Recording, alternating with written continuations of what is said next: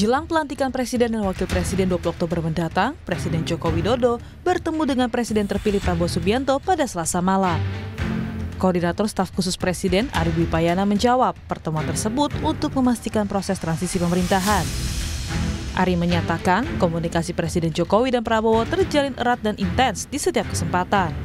Ari menegaskan pertemuan kedua tokoh tersebut diperlukan agar proses transisi pemerintahan berjalan dengan baik dan lancar.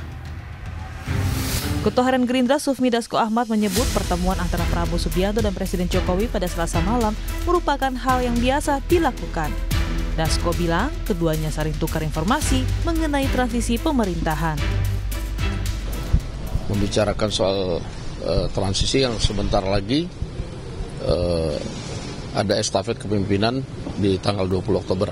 Saya belum tahu persis isi pembicaranya mengenai kabinet atau enggak, tapi biasanya secara umum-umum mungkin ada 1-2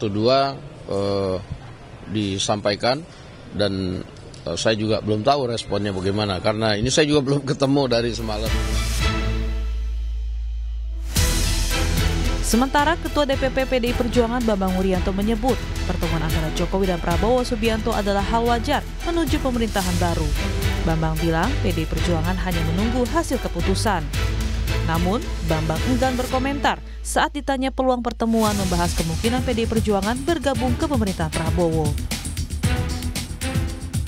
Kan pertemuan yang normal-normal saja antar presiden dan presiden exciting ya kan akan segera terjadi pelantikan. Itu mungkin aja kan pertemuan ini kayak gitu kan menurut saya sih biasa-biasa. Apalagi memang udah connect dari awal kan begitu. Iya toh. Jadi bahwa setiap kali pertemuan para tokoh politik, pejabat publik ada yang dibicarakan hal-hal tertentu, wajar-wajar aja. Nanti kita lihat aja putusan-putusannya apa. Lalu, akankah pertemuan Presiden terpilih Prabowo Subianto dengan Ketua Umum PDI Perjuangan Megawati Soekarnoputri tetap akan terlaksana? Dan benarkah pertemuan dengan Jokowi tidak bahas soal titipan menteri? Tim Liputan Kompas TV.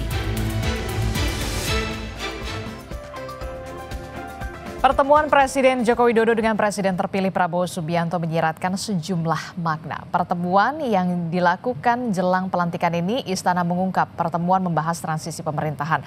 Namun benarkah hanya membahas soal transisi pemerintahan? Tidak ada pembahasan yang katanya ada titipan Menteri Jokowi. Lalu bagaimana rencana pertemuan Prabowo dengan Ketua Umum PDI Perjuangan Megawati Soekarnoputri? Akankah tetap terlaksana? Kami akan bahas di Sapa Indonesia Pagi hari ini dengan sejumlah narasumber yang sudah hadir melalui sambungan daring. Sudah ada Wakil Ketua Umum Partai Gerindra, Pak Habibur Rahman. Selamat pagi, Assalamualaikum Mas Habib. Waalaikumsalam, selamat pagi. Ya, kemudian juga ada politisi dari PDI Perjuangan. Sudah ada Mas Aryo Seno Bagaskoro. Selamat pagi Mas Seno. Selamat pagi Mbak Adisti. Kemudian juga ada pengamat politik dari Universitas Paramadina sekaligus Direktur Eksekutif Indo Strategik Mas Ahmad Khairul Umam. Mas Umam, selamat pagi. Assalamualaikum Mas Umam. Pagi Mbak Adisti, Bang Habib, Mas Seno. Ya, pagi. Iya, ini kan kalau kita lihat ya pertemuan empat mata makan malam antara Presiden Joko Widodo dan Presiden terpilih Prabowo Subianto ini kemudian banyak sekali disorot publik menjelang pelantikan. Jadi saya mau tanya dulu ke Mas Habib, pertemuannya ini bahas transisi ataupun juga sekaligus membahas komposisi kabinet. Benarkah ada menteri titipan dalam tanda kutip dari Presiden Joko Widodo? Ya, kami perlu jelaskan lagi ya apa yang sudah disampaikan Pak Sufmi Dasko, Ketua Harian kami, bahwa pertemuan tersebut sering terjadi antara Pak Jokowi dan Pak Prabowo. Ya. Kebetulan yang kemarin memang di tempat yang terbuka dan bisa diliput rekan-rekan. Tentu yang dibicarakan adalah hal-hal terkait bangsa dan negara ini. Ya, kita tahu kan walaupun itu pertemuan biasa, tapi kapasitas kedua orangnya kan bukan main-main. Satu presiden saat ini, yang satu presiden terpilih yang akan menerima estafet kepemimpinan beberapa hari lagi. Dan tentu juga dibicarakan soal-soal transisi dan lain sebagainya. Nah, soal ada titipan atau tidak, kita maknanya ya sebetulnya menyampaikan istilah yang sebenarnya seharusnya narasinya positif ya. Pak Prabowo sendiri di acara terbuka Rakernas Partai Gerindra beberapa waktu yang lalu mengatakan akan banyak menteri-menteri atau akan ada sebagian menteri-menteri Bapak yang nanti akan ada di kabinet saya. Itu kan secara terbuka. Artinya itu bukan hal-hal umum gitu loh, tapi bukan titipan. Bukan dalam konteks negatif Pak Jokowi karena kepentingan pribadinya menitipkan orang untuk menjaga kepentingan pribadinya. Tidak seperti itu, ya. Tapi karena memang Pak Prabowo sebagai anggota kabinet Pak Jokowi tahu banyak putra-putra terbaik bangsa yang saat ini ada di kabinetnya Pak Jokowi, ya, sehingga Pak Prabowo mengatakan ada sebagian ya yang di kabinet Bapak yang akan masuk ke kabinet saya. Itu artinya itu sesuatu yang clear ya, dan maknanya positif ya. Jadi kita memang idealnya memang menempatkan putra-putra terbaik bangsa di kabinet kita. Ya, di harian Kompas, di halaman muka harian Kompas hari ini juga tertera headline-nya Pak Prabowo ini akan melibatkan kembali menteri-menteri dari Presiden Joko Widodo yang bisa dikatakan dipertahankan begitu karena kinerjanya memang bisa dikatakan ya memang alfa begitu, memang bagus begitu ya, Mas Habib. Ya, saya mendengar langsung pernyataan tersebut waktu Rakernas ya. Jadi memang begitu, siapapun apakah saat ini pernah menjabat di kementerian ya atau ada yang belum pernah di kementerian, kalau memang dinilai bagus masuk ke dalam kabinet ya nggak ada masalah menurut saya. Jadi nggak ada masalah sebenarnya ya kalau misalkan Pak Prabowo ini kembali mempertahankan begitu ya menteri-menteri yang dirasa memang kinerjanya bagus di betul, kabinetnya Pak Jokowi begitu ya, Mas Habib ya. Saya ke Mas Seno. Mas Seno, kalau dari PDI Perjuangan sendiri membaca soal pertemuan empat mata antara Pak Prabowo dan juga Pak Presiden Joko Widodo ini, apakah juga berhubungan dengan pertemuan antara Bu Mega dan juga Pak Prabowo yang sebentar lagi juga akan terlaksana ini? Iya, terima kasih Mbak Adisti. Jadi saya rasa kalau kami memandang ini pertemuan yang biasa saja ya. Artinya ya memang dari lama kan kita semua tahu bahwa komunikasi beliau berdua berjalan.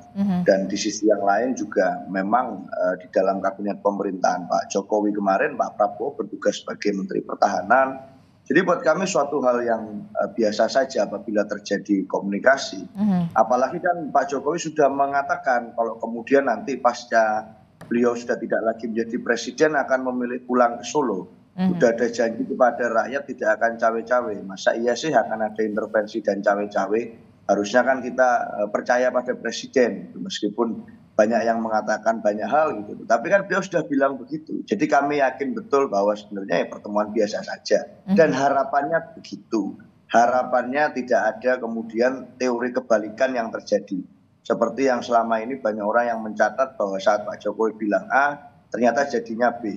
Saat Pak Jokowi bilang B, ternyata yang jadi malah A. Seperti yang dikatakan oleh orang-orang. Kami berharap tentu tidak seperti itu apabila sudah ada janji kepada rakyat. Yang kedua, kita melihat bahwa track record Pak Prabowo sebagai seorang politisi berpengalaman, ketua umum partai, pemenang Pilpres kemarin, saya rasa beliau seorang patriot. Artinya apa? Di dalam membangun kepemimpinannya ke depan, harusnya yang menjadi otoritas utama, pucuk pimpinan tertinggi pada saat beliau menjadi presiden yang nanti, ya Pak Prabowo sendiri. Tidak ada pihak-pihak lain yang seharusnya dapat memberikan dan melakukan intervensi terhadap keputusan yang diambil. Ada ide-ide masuk dari kanan kiri, saya rasa suatu hal yang biasa. Tetapi semestinya pucuk pimpinan tertingginya pengambil keputusannya tetap Pak Prabowo. Dalam hal itu saya rasa hubungan Pak Prabowo dengan banyak pihak tetap berdiri tegak dan independen, termasuk dengan Bu Mega yang hubungannya sudah dibangun sangat lama sekali. Sejak kemudian awal mula dulu reformasi berdiri, kemudian running bersama sebagai calon presiden dan calon wakil presiden, hubungannya dibangun panjang. Lalu berkontestasi secara dewasa di dalam pemilu, 2 kali berada di dalam posisi politik yang berbeda, bahkan kemarin yang ketiga kali di 2024, kembali berada pada posisi politik yang berbeda di Pilpres. Saya rasa ini mendewasakan betul bagaimana hubungan politik dan kemudian hubungan antar personal antara Bu Mega dan Pak Prabowo. Sehingga dalam konteks itu kita sadar bahwa kita dalam posisi yang saling menghormati. Di satu sisi ada pihak yang kemudian berada di posisi yang kritis, di pihak yang lain kemudian ada di dalam posisi yang kali ini merasakan kemenangan Pilpres, dan saya rasa dalam konteks itu hubungan tetap dijaga, tidak ada yang bisa mengganggu hubungan Bu Mega dan Pak Prabowo, dan tidak perlu juga ada yang melakukan perantara hubungan. Saya rasa itu. Oke, sebenarnya kalau kita lihat memang tidak ada hambatan personal antara Presiden terpilih Pak Prabowo Subianto dan juga Bu Mega begitu. Itu artinya pertemuan ya kita nantikan betul begitu ya. Rencananya sih katanya informasinya akhir pekan ini. Mas Habib, benarkah demikian akan terwujud dua tokoh bangsa Pak Prabowo dan juga Bu Mega ini akan segera bertemu? Ya, itu harapan kita ya, bahwa pertemuan bisa terrealisasi. Ya. Memang saya perlu sampaikan, sebelum terjadinya pertemuan, kalau kita bicara soal misalnya rekonsiliasi politik pasca pemilu, ya, yang namanya rekonsiliasi politik, lalu kerjasama politik itu sudah berjalan amat baik saat ini ya. Ya. Per saat ini kita lihat misalnya fraksi Gerindra dan PDI Perjuangan saling support dan saling dukung dalam konteks pemilihan ketua DPR dan ketua MPR. Ya.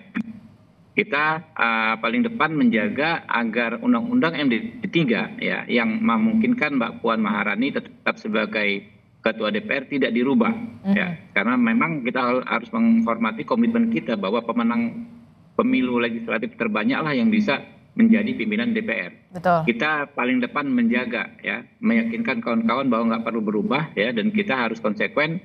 PDI Perjuangan memang berhak mendapatkan kursi ketua DPR. Sebaliknya terjadi sehari setelahnya ketika pimpinan MPR dipilih, gitu kan?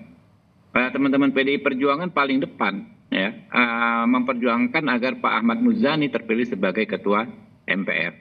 Begitu juga dalam kerja-kerja DPR beberapa bulan belakangan ini, terutama terkait misalnya penyelarasan anggaran ya terkait pemerintahan baru yang akan datang.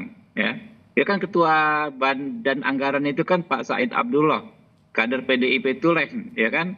Tapi beliau kerja all out ya, membantu agar tidak ada masalah anggaran ketika nanti terjadi peralihan kekuasaan ya, transisi kekuasaan dari Pak Jokowi ke Pak Prabowo. Jadi teman-teman ya, ini juga perlu kita sosialisasikan ke masyarakat ya. Kita adalah partai atau politisi-politisi yang memang sangat-sangat dewasa dalam berpolitik. Kita paham ya, namanya perbedaan dalam kontestasi adalah hal yang ya memang harus ada ya, karena itu syarat dari demokrasi. Tapi setelah itu kita tetap bersama-sama komitmen bersatu kembali memperjuangkan agenda-agenda kebangsaan kita. Coba lihat dalam beberapa bulan ini tidak ada ya agenda-agenda kenegaraan, agenda-agenda kebangsaan yang disabotase oleh pihak-pihak tertentu. Semuanya berjalan mulus ya, semulus jalan tol sampai dengan pelantikannya Pak Prabowo. Ini mungkin terjadi hanya karena ada kooperasi ya, kerjasama yang amat baik dari rekan-rekan PDI Perjuangan dan rekan-rekan lainnya.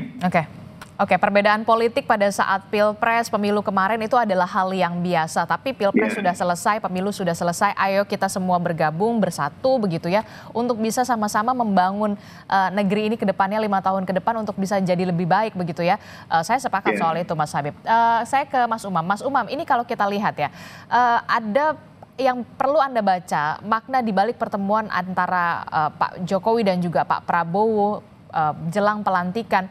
Tentu pastinya membahas salah satunya adalah soal transisi pemerintahan yang tadi Mas Habib sudah mengatakan upayanya ini semulus jalan tol begitu. Apakah juga ini pertemuan juga bisa dikatakan pendahuluan ketika nanti Pak Prabowo juga nanti akan bertemu dengan Ketua Umum PDI Perjuangan Megawati Soekarno Putri, Mas Umam? Ya, Mbak Adisti, memang pertemuan antara Pak Jokowi dan juga Pak Prabowo memiliki spektrum pembahasan yang cukup luas. Bukan hanya isu keberlanjutan program kebijakan publik, tetapi juga bagaimana arah dari pemerintahan baru ke depan. Dan kalau misal kita ikuti bagaimana kemudian dinamika perkembangan politik di tanah air, memang rencana pertemuan antara Pak Prabowo dan Bu Mega kemudian memunculkan sejumlah spekulasi, termasuk juga memunculkan sebuah tanda tanya bagi Pak Jokowi dan lingkarannya, sehingga kemudian layak bagi Pak Jokowi untuk bertanya kepada Pak Prabowo, mau dibawa kemana hubungan kita. Karena bagaimanapun juga kalau misal kemudian Pak Prabowo membuka ruang komunikasi dengan Bu Mega, maka hal itu akan memberikan beberapa poin yang sifatnya bernuansa ketidakpastian, terutama terkait dengan positioning dari Mas Gibran sebagai wakil presiden terpilih, termasuk juga Pak Jokowi dan lingkar dekatnya. Kita masih ingat betul bagaimana manuver dari PDIP per hari ini, bahkan pagi ini kita juga masih menunggu hasil dari langkah PDIP yang melakukan gugatan di PT UN yang secara spesifik memang kemudian menyasar wakil presiden terpilih yang juga mantan, kalau misal dibilang mantan, karena memang per hari ini juga belum ada surat pemberhentian atau apa terhadap status keanggotaan Mas Gibran di PDIP. Nah, situasi ini yang tampaknya betul-betul menjadi concern dari Pak Jokowi, sekaligus juga tentu ini menjadi momentum yang sangat tepat untuk memitigasi kalau misal kemudian pertemuan itu berfollow up menjadi kerjasama lebih lanjut dalam skema koalisi ke depan. Memang Pak Prabowo termasuk Bang Habib tadi, teman-teman Gerindra praktis tidak memiliki beban apapun, relatif memiliki kemampuan untuk bergerak lebih fleksibel, tidak ada masalah dengan siapapun, komunikasi dengan Bu Mega juga relatif selama ini baik-baik saja. Tetapi bagaimanapun juga positioning dari Pak Jokowi termasuk juga Mas Gibran, kalau misal kemudian pintu bagi PDIP dibuka dalam pemerintahan baru yang per hari ini spekulasinya cukup beragam, mulai dari nama Pak Budi Gunawan, kemudian Pak Oli Dodo Kambe, kemudian Mas Azwar Anas, termasuk Bu Sri Mulyani Indrawati, kalau misal kemudian dia dihitung sebagai profesional tapi dengan political endorsement dari PDIP. Nah, kalau misal kemudian ruang itu betul-betul dibuka, apakah kemudian Pak Prabowo yang memiliki niat baik untuk membangun spirit rekonsiliasi tadi, apakah kemudian bisa menjamin ketika PDIP berada di dalam pemerintahan kemudian memberikan ruang yang setara, tidak melakukan manuver-manuver politik yang membahayakan, terutama bagi posisi dari wapres terpilih yaitu Gibran dan juga Pak Jokowi dan lingkar dekatnya. Nah, situasi ini yang tampaknya betul-betul cukup light, perlu diantisipasi, sekaligus tentu juga Pak Jokowi menjadi layak untuk bertanya kepada Pak Prabowo, kira-kira bagaimana skemanya, bagaimana kemudian langkah-langkah mitigasi kalau misal kemudian terjadi apa-apa, karena bagaimanapun juga riak-riak dari politik Pilpres 2024 dan luka yang ditimbulkan rasa-rasanya per hari ini masih cukup mendalam. Nah, ini yang kemudian harus dipastikan. Dan komunikasi kemarin, makan malam kemarin, saya pikir itu adalah sebuah media yang sangat penting sekaligus sangat strategis bagi kedua tokoh bangsa untuk mengkelirkan supaya kemudian tidak terjadi instabilitas politik dalam ruang pemerintahan baru ke depan. Oke, saya tanya ke Mas Seno. Mas Seno, benar masih ada luka mendalam begitu? Kan Pilpresnya sudah selesai, sudah usai.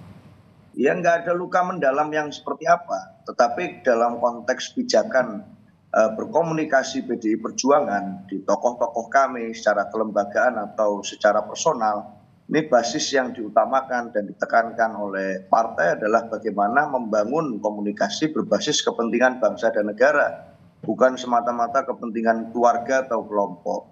Oleh karena itu saya rasa kalau Bu Mega dan Pak Prabowo dari awal pesannya adalah kepentingan bangsa dan negara. Akan ada pertemuan sekalipun dengan kontemplasi matang, menentukan momentum. Ini juga semuanya saya rasa dipertimbangkan berdasarkan variabel-variabel kepentingan bangsa dan negara itu tadi. Tapi kan menjadi menarik kalau membaca analisis Pak Umam. Apakah kemudian kepentingan ada pihak-pihak tertentu yang saat bertemu itu kepentingan basisnya adalah basis kepentingan keluarga. Ini kan menarik sekali bagaimana di masa momentum transisi pemerintahan ini, di saat kita semua sedang bersiap untuk memandang bagaimana tantangan geopolitik bangsa ke depan, bagaimana tantangan transisi pemerintahan baru, bagaimana persiapan untuk memastikan agar program-program yang berpihak pada rakyat ini dapat dijalankan dengan baik, fungsi eksekutif dan legislatif dapat dijalankan dengan baik, lalu tiba-tiba ada pembicaraan tentang kepentingan stabilitas keluarga. Buat kami ini menarik sekali, dan buat kami artinya ya sudah, kita nggak terlalu mau ambil pusing soal itu. Yang penting adalah bagaimana apabila kita bicara tentang kepentingan bangsa dan negara, ya kepentingan keluarga ditaruh di belakang dulu.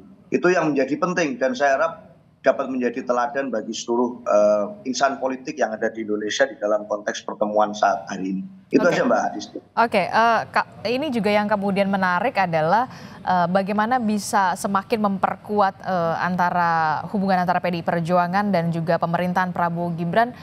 Informasinya nih kalau kata Pak Muzani memang insya Allah ada menteri dari kader PDI Perjuangan. Berapa nama yang kemudian sudah dipanggil satu persatu, sudah ada bocorannya, Mas Habib? Belum ya. Jadi nanti akan diumumkan pada saat yang tepat.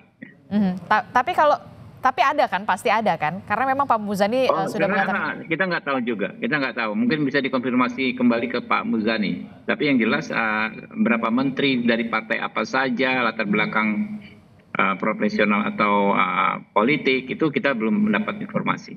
Kalau dari PDI Perjuangan sendiri sikapnya seperti apa? Tangan terbuka atau siap ketika memang sudah ada kader PDI Perjuangan yang diminta dalam tanda kutip untuk bisa membantu pemerintahan Prabowo Gibran 5 tahun ke depan sebagai posisi menteri, Mas Eno? Ya sejauh ini kalau dari kami di internal saya belum mendengar ada arahan dari Ketua Umum untuk menyiapkan nama-nama tertentu untuk menjadi menteri. Kalau rumor-rumor yang beredar, spekulasi yang beredar, saya rasa kan suatu dinamika yang wajar, apalagi menjelang adanya pemerintahan baru, selalu ada list nama-nama menteri yang muncul. Itu sejak tanggal 14 Februari 2024 sudah muncul list-list beragam nama terkait nama kabinet. Maka menjadi satu hal yang wajar pada saat Pak Prabowo semangatnya adalah membangun second kabinet, membangun kementerian dan kabinet yang profesional, muncul nama-nama yang beredar di media sosial maupun media massa. Pak Oli Dondo Kambe misalnya legend di Sulawesi Utara sebagai gubernur. Mas Aswar Anas juga terkenal dengan pembangunan akselerasi di Banyuwangi, termasuk bagaimana mentransformasi Kemenpan RB. Lalu Pak Budi Gunawan juga berperan penting dalam misalnya pertemuan Pak Prabowo dan Pak Jokowi 5 tahun lalu pasca Pilpres 2019 di Tengku Umar. Dan dalam konteks itu saya rasa ini menjadi suatu hal yang wajar kalau kita bicara saat ini nama-nama itu muncul secara profesional. Memang itu adalah nama-nama yang sangat berpengalaman di pemerintahan. Tetapi yang pasti dalam konteks pewacanaan dari kami sampai sejauh ini saya belum mendengar ada arahan khusus untuk kemudian kita meminta jatah tertentu, menyodorkan nama. Saya rasa wacana itu berkembang dengan sendirinya di media sosial dan media Tapi kalau diminta sama Pak Prabowo, apakah Bu Mega dan juga PDI Perjuangan berkenan untuk bisa dikatakan membantu pemerintahan Prabowo Gibran 5 tahun ke depan untuk kader PDI Perjuangan sebagai posisi menteri kalau diminta? Sejauh ini kan kita masih belum mendengar itu dan saya tidak berani untuk melakukan analisis yang berandai-andai. Tetapi dalam konteks membantu pemerintahan ke depan, saya rasa dengan menyodorkan nama terbaik sebagai ketua DPR secara konstitusional ada Mbak Puan di sana. Itu berarti kita siap untuk bekerja sama dan mendukung pemerintahan. Dalam konteks bagaimana? Penyusunan program bersama, penyusunan anggaran, itu harus ada komunikasi dan kerjasama yang baik antara eksekutif dan legislatif dalam koridor tugas negara. Jadi itu sudah bentuk dukungan yang saya rasa dilaksanakan secara profesional dalam konteks tugas negara oleh PDI Perjuangan. Di perannya yang saat ini diberikan oleh rakyat. Itu Mbak Kristi. Oke, karena kenapa saya tanya ini? Karena memang banyak sekali spekulasi ada 3 nama dari PDI Perjuangan yang santer sekali akan menduduki posisi menteri membantu Pak Prabowo dan juga Mas Gibran Rakabuming Raka. Salah satunya adalah Pak Oli Dondo Kambe, kemudian Pak Budi Gunawan, dan juga ada Pak Azwar Anas, kemudian yang juga santer diberitakan untuk bisa masuk ke dalam posisi menteri Prabowo Gibran. Apakah nanti pertemuan antara 2 tokoh bangsa, Pak Prabowo dan juga Bu Mega yang bisik-bisiknya sih katanya akhir pekan ini, apakah juga akan membahas soal itu? Pembahasan soal porsi menteri PDI Perjuangan di pemerintahan Prabowo Gibran. Jangan dijawab dulu Mas Umam, tetaplah bersama kami di Sapa Indonesia Pagi. Usai jeda kami kembali. Terima kasih Anda masih bersama kami di Sapa Indonesia Pagi. Saudara, masih membahas makna di balik pertemuan 4 mata antara Presiden Joko Widodo dan juga Presiden terpilih Prabowo Subianto yang pastinya membahas salah satunya adalah soal estafet transisi kepemimpinan antara Presiden Joko Widodo ke Pak Prabowo Subianto yang kita tahu tinggal beberapa hari lagi pelantikan akan segera digelar. Masih bersama saya melalui sambungan daring sudah ada Mas Habibur Rahman dari Partai Gerindra, kemudian ada Mas Umam dan juga Mas Seno. Saya ke Mas Umam dulu deh. Mas Umam, ini kalau kita lihat ya, pertemuan antara Bu Mega dan juga Pak Prabowo ini kan sebentar lagi akan terlaksana. Katanya sih bisik-bisiknya sih akhir pekan, nggak tahu nih apakah Sabtu atau Minggu. Dan apa yang kemudian nanti akan dibahas, salah satunya apakah mungkin Pak Prabowo ini benar akan meminta kader PDI Perjuangan untuk membantu pemerintahan Prabowo Gibran 5 tahun mendatang. Begitu, ada 3 nama yang kemudian tadi Anda sudah sebutkan santer sekali menduduki posisi menteri. Ya, kemungkinan besar tentu Pak Prabowo akan mengajukan proposal itu. Artinya bahwa kemudian sebagai sebuah bentuk dukungan secara definitif, secara politik, sebuah partai memberikan dukungan kepada pemerintahan. Salah satu yang kemudian ditunjukkan adalah keberadaan dari representasi partai politik itu sebagai bagian dari kabinet pemerintahan. Kalau misal kemudian tidak menjadi bagian dari kabinet, tentu besar kemungkinan akan melakukan double standard dalam konteks tertentu, seolah diinfokan memberikan dukungan, tetapi tidak menutup kemungkinan manuver-manuver politik untuk melakukan serangan balik dan sebagainya akan terus terjadi. Nah, maka untuk mengunci langkah itu besar kemungkinan yang diberikan adalah tawaran atau proposal permohonan untuk PDIP menjadi bagian dari pemerintahan baru. Meskipun demikian bahwa kemudian proposal itu berpotensi kemudian menjadi sebuah bumerang bagi PDIP sendiri. Kenapa Anda mengatakan bumerang, Mas Umam? Ya, artinya begini, bahwa kalau misal kita cermati sikap dari PDIP pasca pemilu cukup firm dengan berbagai narasi di sejumlah kesempatan melalui Rakernas, Rapimnas, dengan mengusung narasi Satyam Eva Jayate yang menang pada suatu saat akan yang benar ya, pada suatu saat akan menang. Secara tidak langsung memberikan sindiran dan kemudian dikonfirmasi dalam pidato-pidato para elit di PDIP sendiri yang mengatakan bahwa pemilu 2024 adalah pemilu terburuk sepanjang sejarah. Ada penggunaan kekuasaan negara di sana, penyalahgunaan sumber daya negara dan lain sebagainya. Artinya bahwa kalau misal kemudian secara narasi, argumen yang disampaikan selama ini begitu firm melakukan sikap yang tampaknya memang akan berhadapan-hadapan dengan pemerintahan, tetapi kalau misal kemudian akhirnya PDIP menjadi bagian dari pemerintahan, tentu itu akan menjadi sebuah bumerang yang cukup serius. Meskipun tentu PDIP juga akan berhitung sekaligus juga melakukan langkah mitigasi dengan berbagai argumen yang akan disampaikan kepada publik, sekaligus juga mengklarifikasi mengapa pilihan itu dilakukan. Memang ini tidak mudah, meskipun juga kalaupun kemudian akhirnya PDIP bergabung, itu juga bukan berarti sebagai sebuah simbol menerima apa yang terjadi di pemilu 2024 yang lalu. Ada sebuah adagium dalam tradisi fikih siasah, itu fikih politik Islam, dikatakan bahwa malam ya'rif as-siyasah akatahu siyasah. Barang siapa yang tidak paham cara berpolitik, hati-hati, dia bisa terbunuh oleh politik itu sendiri.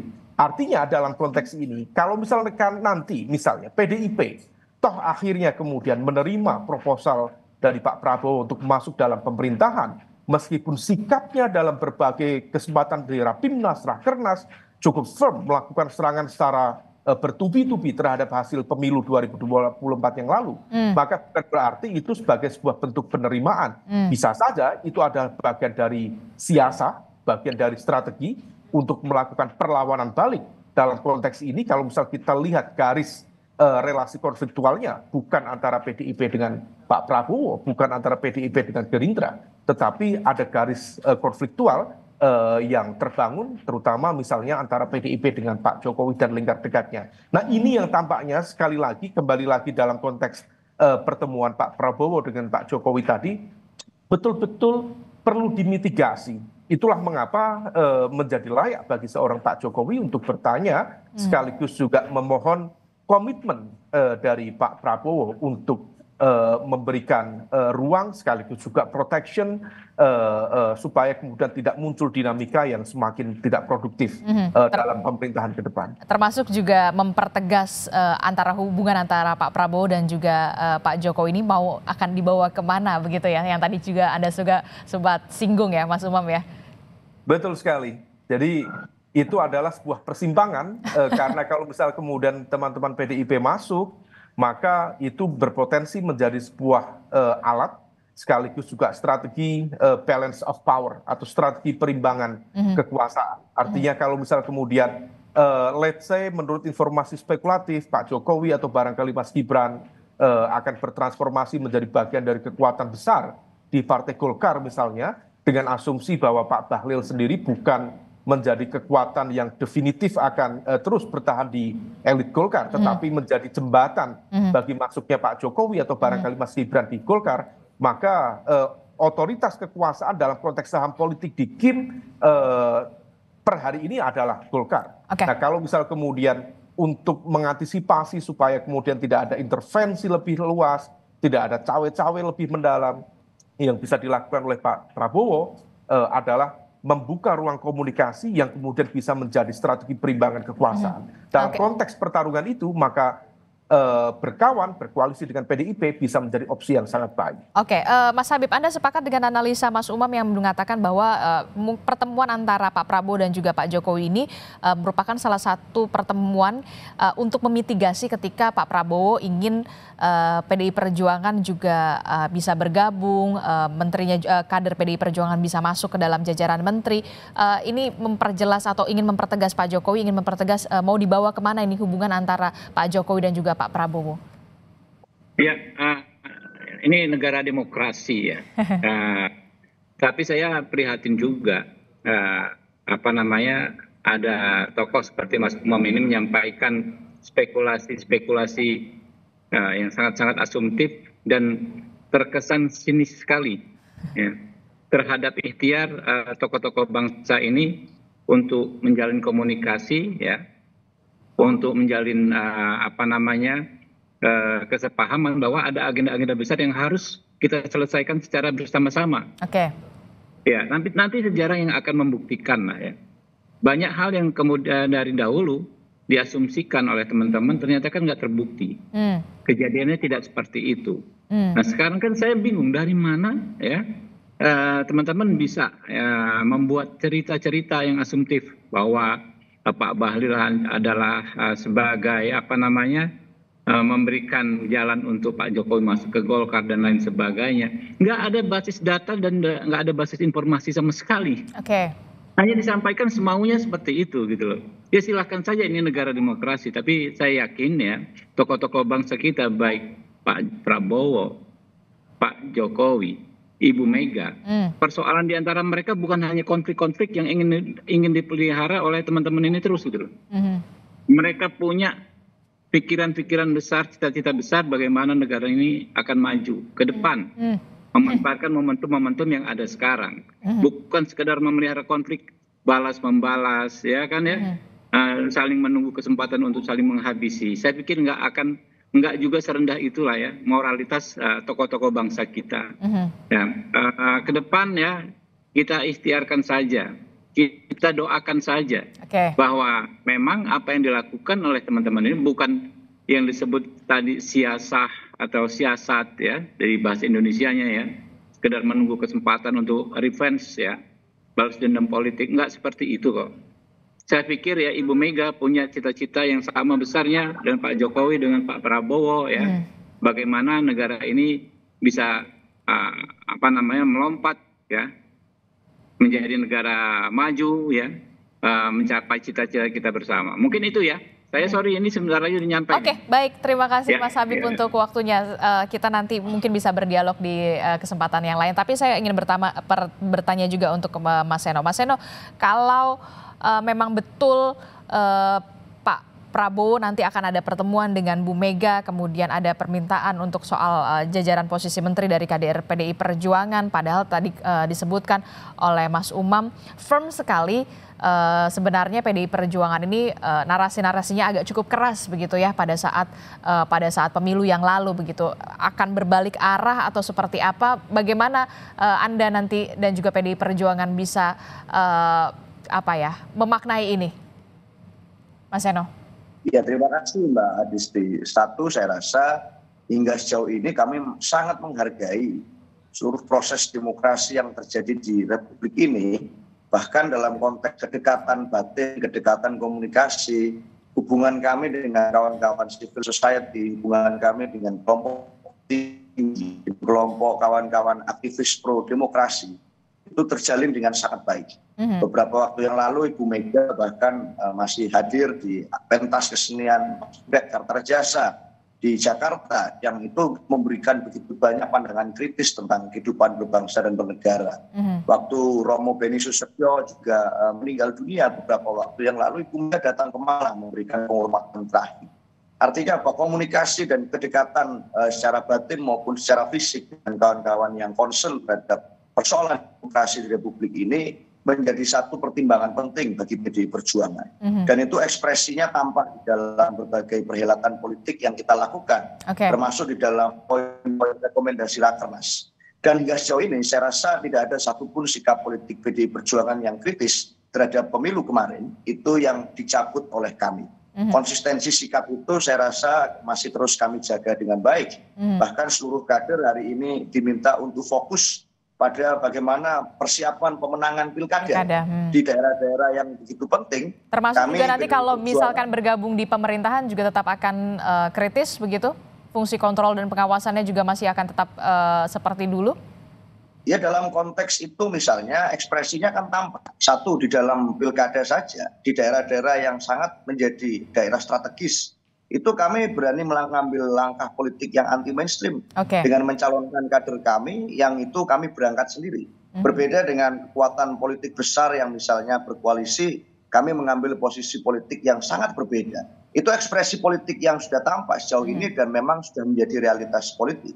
Yang kedua adalah bicara tentang sejarah dan DNA panjang PDI Perjuangan, baik berada di dalam pemerintahan, berada di luar pemerintahan, memperjuangkan pemerintahan, bahkan melawan pemerintahan rezim Orde Baru, itu telah menjadi satu garis benang merah bahwa PDI Perjuangan tidak pernah meninggalkan objektivitas di dalam mengambil langkah.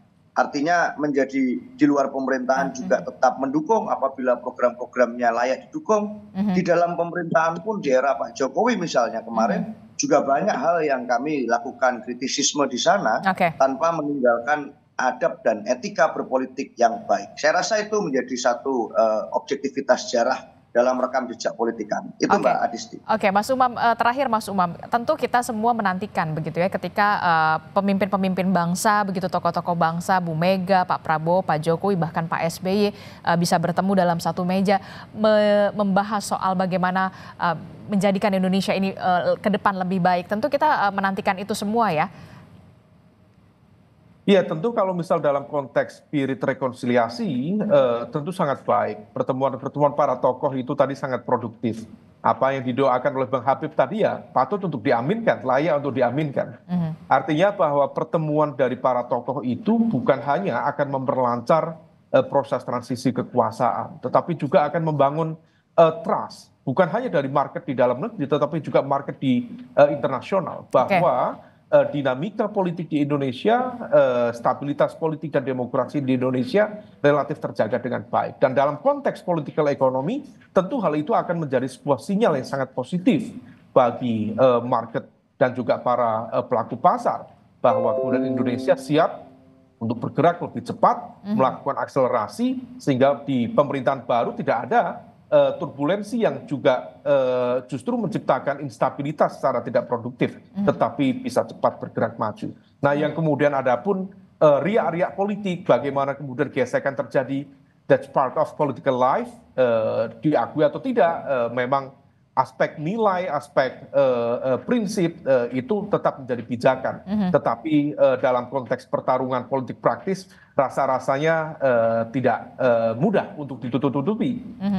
Kalau misal tadi Bang Habib menyampaikan itu sebagai sebuah asumsi, ya dulu semua juga banyak mengasumsikan Pak Bahlil kemungkinan akan menjadi ketua umum Partai Golkar, akan ada dinamika, semuanya basisnya asumsi. Tetapi asumsi itu bukan berdasarkan observasi kosong, tetapi juga berdasarkan sejumlah observasi yang berbasis dengan informasi-informasi yang bisa dipertanggungjawabkan. Ada sejumlah informasi spekulatif, tetapi spekulasi itu tentu bisa diverifikasi, bisa difilter, apakah itu kategori yang bisa dipercaya atau tidak. Nah, dalam konteks mencermati perkembangan politik dan demokrasi di Indonesia saat ini, treatmentnya sama.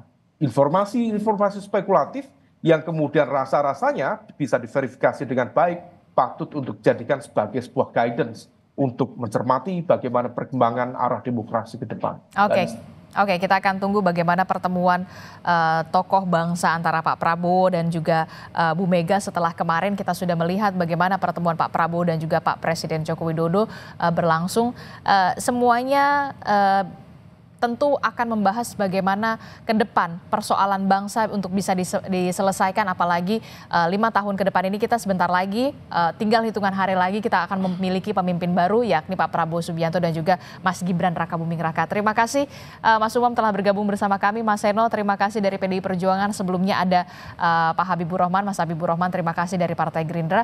Terima kasih Bapak-Bapak, sehat selalu. Assalamualaikum, selamat pagi. Mbak Aristi, Mas Umam, terima kasih banyak. Terima kasih Mas Seno, Mbak Adisti.